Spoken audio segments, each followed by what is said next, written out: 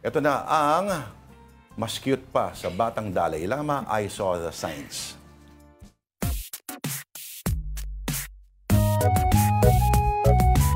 Today's edition is that clear.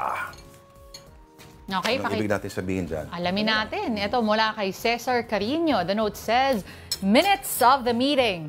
37. Mali ba siya? Ang iksing meeting niya, na. Paano kung talagang umaasa ka lang doon sa... Di ba kasi sino nagpauso ng word na minutes? Paano kung doon ka umaasa? Ano kung babalikan mo after? Lahat ng Paguluhin pa natin. Minute. Paano pag may word na minute pa? Ayun. I mean, tama naman din. Kung 37 minutes yung meeting, tama nga naman siguro, no? Pwede bang palitan yung word na minutes para hindi malito yung mga mangmang? Okay. Ito mula naman kay Ram Jugs. Yung mga taong di alam ang paggamit ng their at their.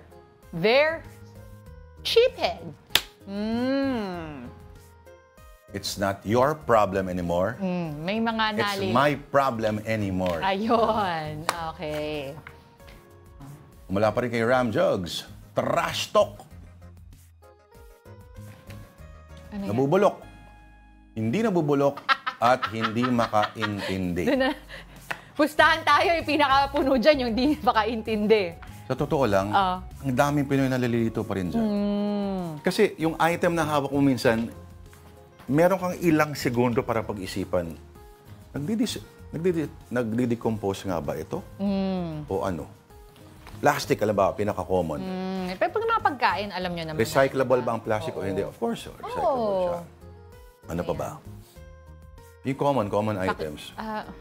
Yung simpleng pagtapon nga sa basura, hindi na ginagawa. Oo nga. Mamili pa kaya. Sa ibang bansa, sa Tokyo, halimbawa, naku, aawayin ka ng mga ano pag hindi mo inom ng maayos. Oo.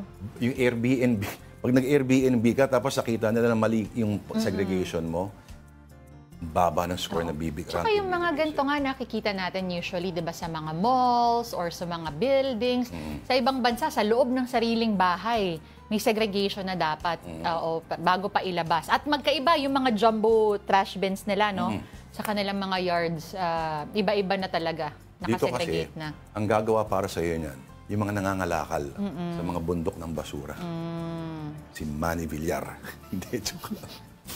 Alright, sige, batiin lang mo. Ay, hindi. Pag meron po pala kayo nakitang signs, please send them to us at afternoondelighton@gmail.com.